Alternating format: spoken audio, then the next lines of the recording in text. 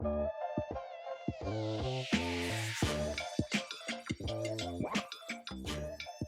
my name is Dr. Antonio. I help individuals with lower back pain and sciatica recover and eliminate pain so that they can live a loud, healthy life doing whatever they want without the worry about their back, so that you have the utmost confidence in your abilities. What we're going to review today is a few options that's going to help immediately reduce your sciatic symptoms, right? Now, bear in mind, everyone's body is unique. The level of your pain is going to be different from somebody else. But what we have found is that these 3 exercises tremendously change the course of action from being stuck in this negative feedback loop of pain, tightness, stiffness, pain, tightness, stiffness, or more sciatica, whatever that looks like for you. That helps eliminate that negative feedback cycle so that you can start snowballing in a feed-forward mechanism of understanding what are your triggers, what do you need to do for pain to only further improve your mobility and your strength so that you can start to do all the things necessary to overcome back pain once and for all. So the first exercise we're going to do is called hip drops. So what you're going to do is you're going to be on your hands and knees. Arms are going to stay locked out, hands slightly in front of my shoulders. I'm going to shift forward and let my hips drop to the floor. I'm going to come back up. If you're in pain, you might only go about an inch or 2. Come back up. The goal is to keep going to at least the same spot you were, and if not, a centimeter or so forward even more. Come back up. The goal is to keep your your lower back, your hips, and your glutes as relaxed as possible. It's very passive for the lower back. Around reps 8 to 10 is when things start to soften up and you can deepen. And when we go deeper, we're just going to let things drop even further. And I'm going to press through the floor and lift my chest a little bit more to further extend my lower back.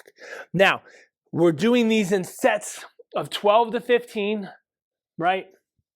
Oftentimes, exhaling as you go down to ensure that we're not holding tension. You might be holding your breath a little bit because of the pain, but that's okay. Now, what I want you to do is I want you to get up and move around.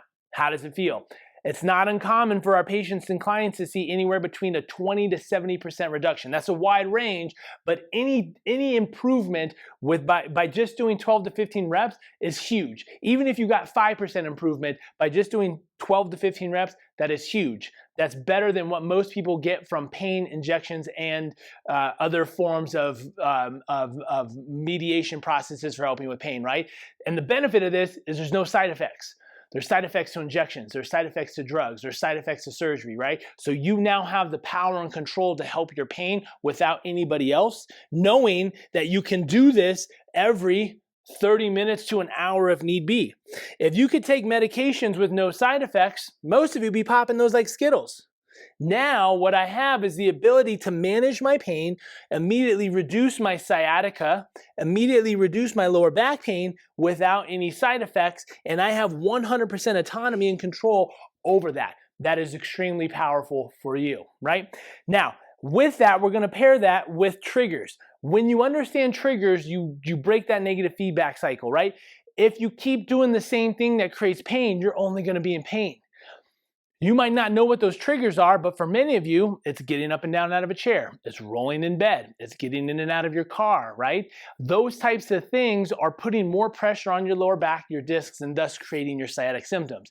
If we can hinge using knees and hips to bend over, to unload the dishwasher, whatever that might be, we now significantly reduce the amount of pressure on the lower back and thus decreasing the amount of sciatic symptoms that you have in your legs. Soft knees, hips push back, ensuring that we're sitting into our back pockets or our butt here, and all that weight and load is being distributed into the legs, right? Number 2 is going to be a box squat or a chair squat. Very similar to our hinge that we just did. Here, open stance, right? Toes out is fine. I'm going to soften the knees. Again, kind of stick my butt back and down to sit down.